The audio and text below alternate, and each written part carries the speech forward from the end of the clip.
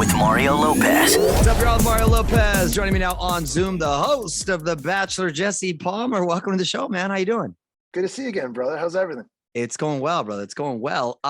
Congrats, man, on the show. How are you enjoying your time on The Bachelor? Is it different from what you expected?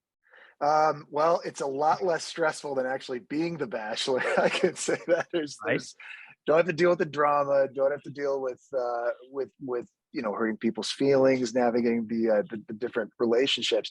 It's been great, man. It's been nostalgic. Like that first night back at the mansion was cool. You know, seeing the women get out of the limo and seeing Clayton there in the first rose ceremony really kind of brought back like a tidal wave of emotions.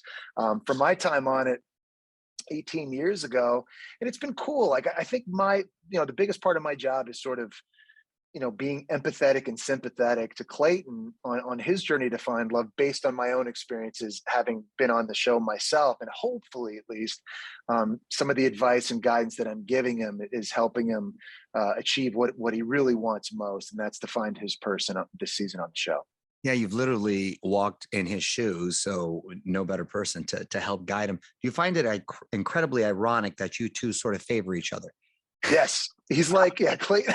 Season out. They're like, they're going to get a dude that kind of resembles me. Like, I just thought, I was like, whoa, there was a picture. I don't know what I saw. And I go, oh, damn. I go, And I wasn't okay with it. I was like, dude, he's like my younger, taller, more athletic, better looking brother. That's not like, I'm not trying to see that. Clayton's very, very good at making me feel irrelevant. And so we do sort of have like this sibling thing. We're always like taking shots at each other online. But I mean, I feel like I'm a pretty big guy and I wear a lot of hair product. I mean, I don't come close to that dude. Like I've been in NFL locker rooms around large human beings. Clayton's one of those people that make big people just look average. He's a big dude. What's he coming in at? He's got to be 6'6", 255. Like he was a blocking tight end. Oh yeah, he's a really big dude, right? No, he's a beast. Yeah, he's a beast. Gronkowski level big right there. How's he been adjusting to all this new attention? Yeah, I think he's been good. Kind of the greatness of Clayton, and I think what makes him so likable is the fact that he's just so genuine and sincere. But he's a small town guy. He's so humble. I mean, he's the guy.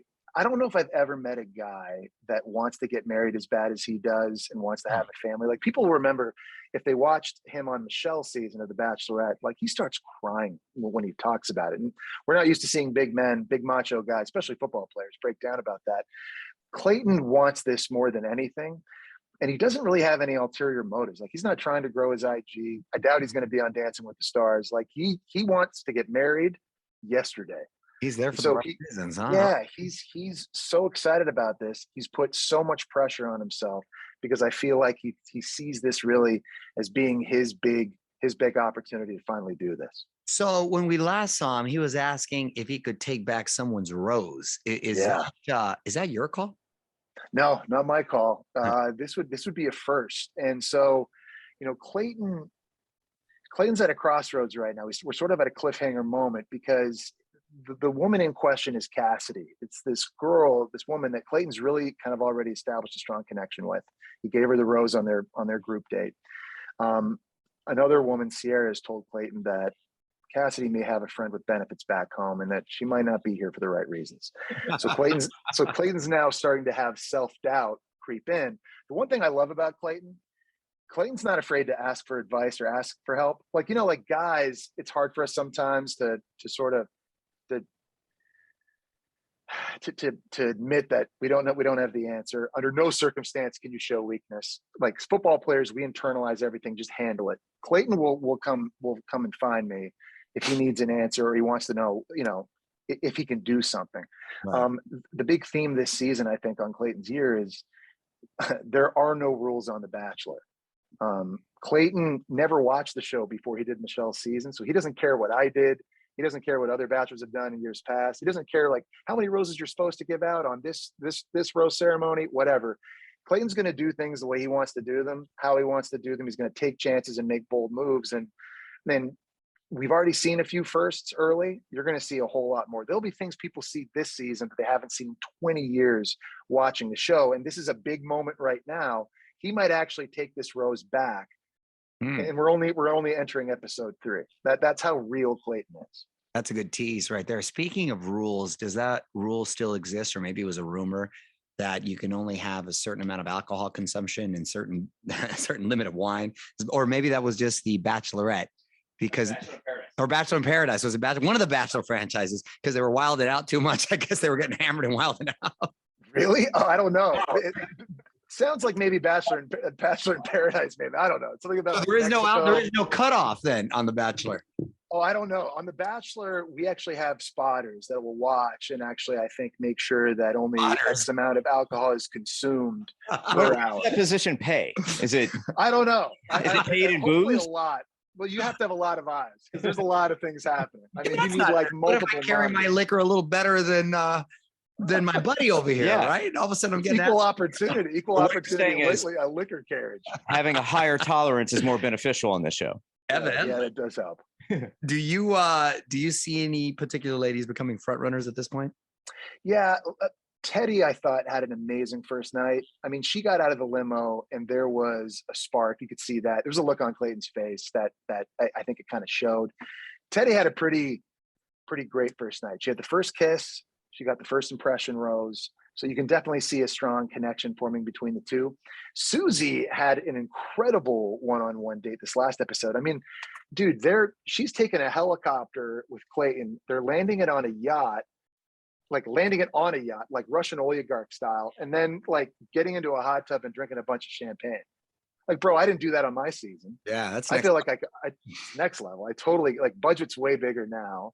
But what I did think was really cool about Susie's date, though, aside of all the luxury, at dinner she was pretty vulnerable. She opened up about some of her dad's past health problems and health issues and how that's affected their family. And I think that really was eye opening for Clayton. And that he's been asking for people to open up and be vulnerable with them. I think for her to take that step and do that early meant a lot to him. He ended up giving her a rose on the dance floor right after. So I think Teddy and Susie so far are off to pretty strong starts.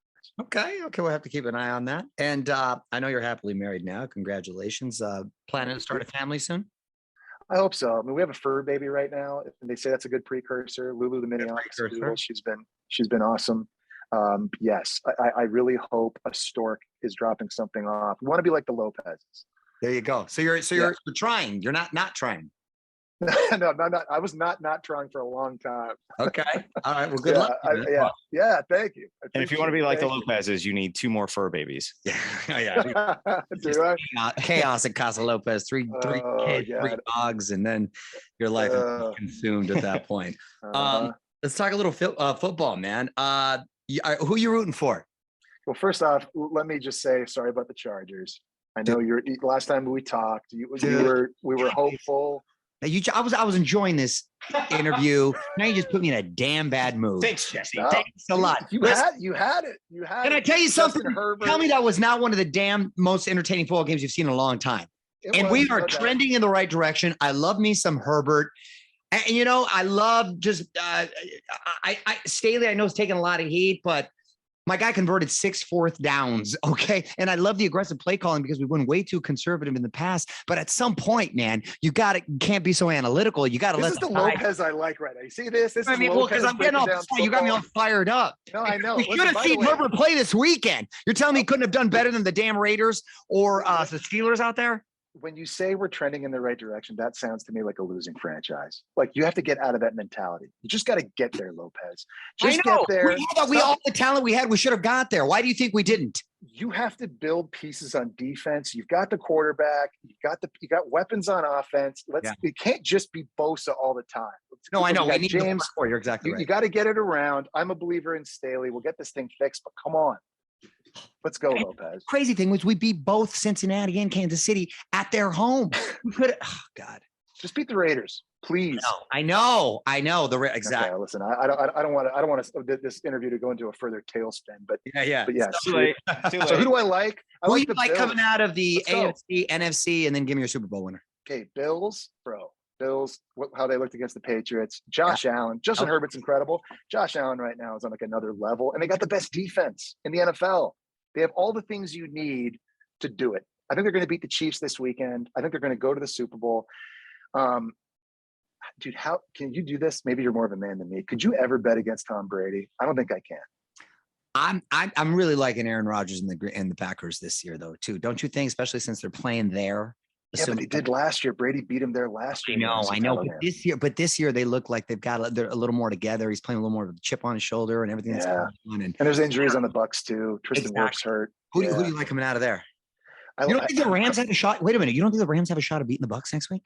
They look good. Yeah, I don't know, man. Like Stafford, I know they beat them early in the season, but they were a different team early. Stafford, I know. They got so inconsistent. It's just like, is there another quarterback with more pressure than Stafford? Honestly, he never won a playoff game in Detroit all those years, and he was brought to the Rams to do one thing. Oh, well, now he's got one up his back. He's got to go to SoFi Stadium. So he does. You're right. The Arizona win was huge. He played well, but dude, the Bucs defense, man, I don't know. Todd Bowles, D coordinator, he's incredible. Devin White running around. The secondary's healthy again. The thing that the Bucs to me is like they need Fournette back on the field. Do they have enough weapons at receiver? Mm-hmm. Like, can Gronk keep going? Can Mike Evans be the guy? Tristan Wirfs, who's like maybe the best right tackle in the league, he might be out. Right. So, against the Rams, against Von Miller and Aaron Donald. You're a little more up in the air about the NFC, but you're pretty confident the AFC with them. I am. I'm very which is also saying a lot. But I like that because I can't stand the Chiefs, and I don't. So I'm happy. You don't want to hear Mahomes. I don't want no. We don't want any over that. So I like the way you're thinking. Okay, good deal, man. Well, I've enjoyed this conversation. Other than you bringing up Chargers. So Lopez. Meanwhile, buddy, everyone watch The Bachelor Mondays, ABC. Jesse, thanks so much for hanging out. You got it, brother. On with Mario Lopez.